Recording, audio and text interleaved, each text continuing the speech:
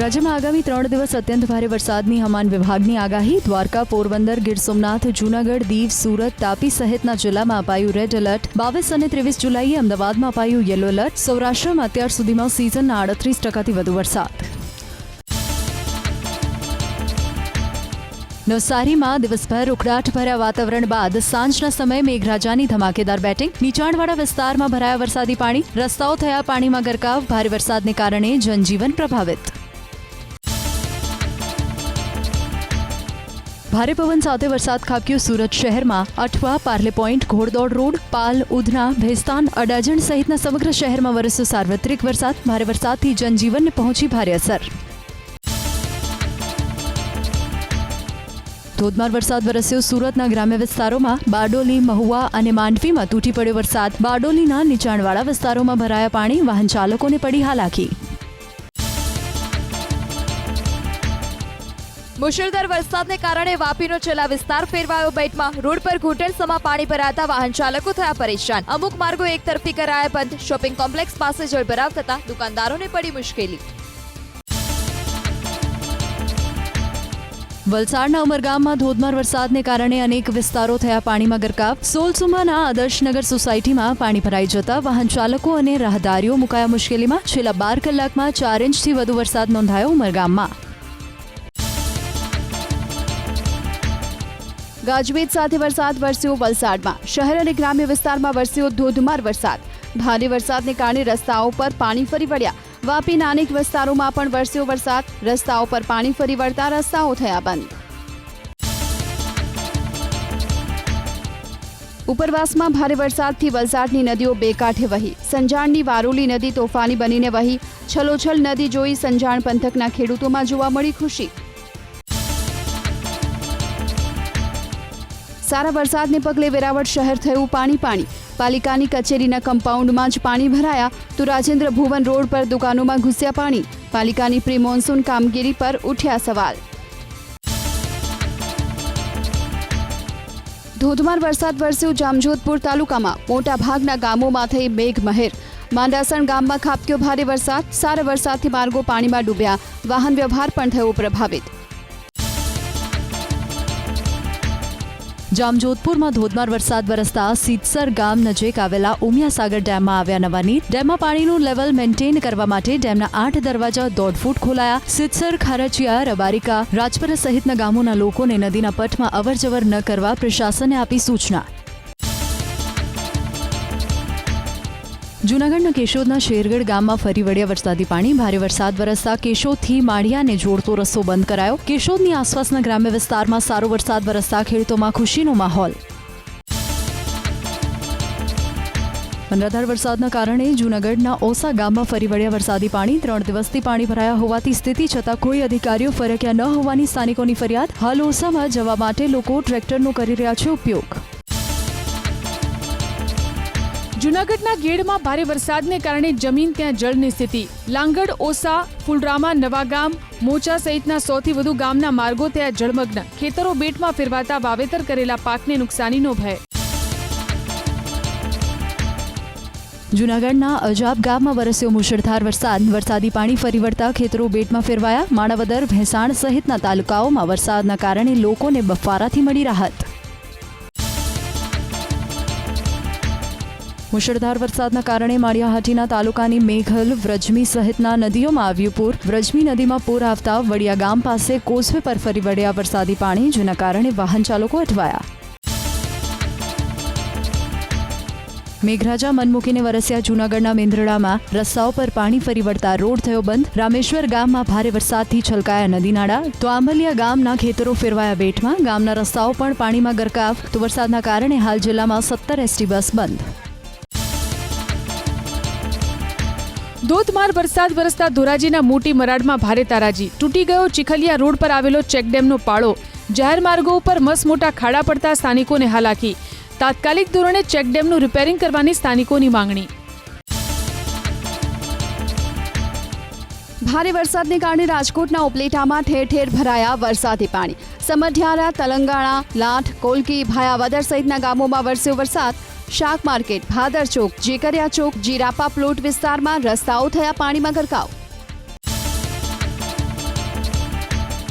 રાજકોટના ઉપલેટામાં ધોધમાર વરસાદથી સર્જાઈ તારાજી. ઢાંક ગામે 10 ઇંચ વરસાદ ખાબકતા ખેતરો ધોવાયા. મગફળી, કપાસ, સોયાબીન સહિતના પાકોને થયું નુકસાન. માકેશ્વર નેસ પાસેના તળાવનું પાણી ખેતરોમાં ફરી વળ્યું. અનેક રજૂઆત છતાં કોઈ કામગીરી ન કરાઈ હોવાનો આરોપ. ભારે વરસાદને કારણે ઉપલેટાના મોજીરા ગામ પાસે આવેલા મોજ ડેમની જળસપાટીમાં થયો વધારો. હાલ મોજ ડેમની જળસપાટી 42.20 ફૂટ પર પહોંચી. ડેમમાં 1175 ક્યુસેક પાણીની થઈ આવક. ડેમ 90% ભરાઈ જતા નદી કાંઠાના ગામોને કરાયા એલર્ટ. રાજકોટના ધોરાજી તાલુકાના છત્રાસા ગામમાં વરસ્યો ધોધમાર વરસાદ. છત્રાસાથી માણાવદર બાટવા તરફ જવાના કોઝવે પર ફરી વળ્યા નદીના પાણી, જેના કારણે રસ્તો બંધ થતા વાહન ચાલકો મુકાયા મુશ્કેલીમાં. છેલ્લા 3 દિવસથી વરસી રહેલા વરસાદના કારણે નદી નાળા છલકાયા. ધોધમાર વરસાદના કારણે રોડ અને નાળા પર પાણી ફરી વળ્યા. ગીર સોમનાથના હિરણવેલમાં ગીરમાં પડેલા વરસાદના પગલે નાળા પર વહ્યા ધસમસતા પાણી. અવરજવર પર વાગી બ્રેક. ગીર સોમનાથના વેરાવળમાં આવેલા હિરણ 2 ડેમના તમામ દરવાજા ખોલવામાં આવ્યા. કલેક્ટરે હિરણ 2 ડેમની લીધી મુલાકાત. પાણી છોડાતા આસપાસના ગામોને કરાયા એલર્ટ. સોમનાથ પાસે આવેલી હિરણ નદીમાં ઘોડાપૂર આવતા જનજીવનને પહોંચી વ્યાપક અસર. મીઠાપુર ગામના શીતળા માતા મંદિરથી પાંચપીર દરગાહ જવાનો રસ્તો થયો બંધ. હિરણ ડેમના દરવાજા ખોલવામાં આવતા નદીમાં આવ્યું પૂર. જૂનાગઢના મેંદરડામાં વરસ્યો ધોધમાર વરસાદ. સરદાર ચોક અને સામાકાંઠા વિસ્તારને જોડતા પુલ પરથી વહ્યા વરસાદી પાણી. તાલુકાના ખીચડીયા ગામમાં ભારે વરસાદથી નીચાણવાળા વિસ્તારોમાં ભરાયા વરસાદી પાણી. ગીર સોમનાથના વેરાવળમાં ધોધમાર વરસાદ. સિદ્ધાર્થ સોસાયટીમાં ભરાયા વરસાદી પાણી. દેવકા નદીના પાણી રહેણાંક વિસ્તારમાં ભરાયા. ઘરોમાં પાણી પહોંચતા લોકોને હાલાકી.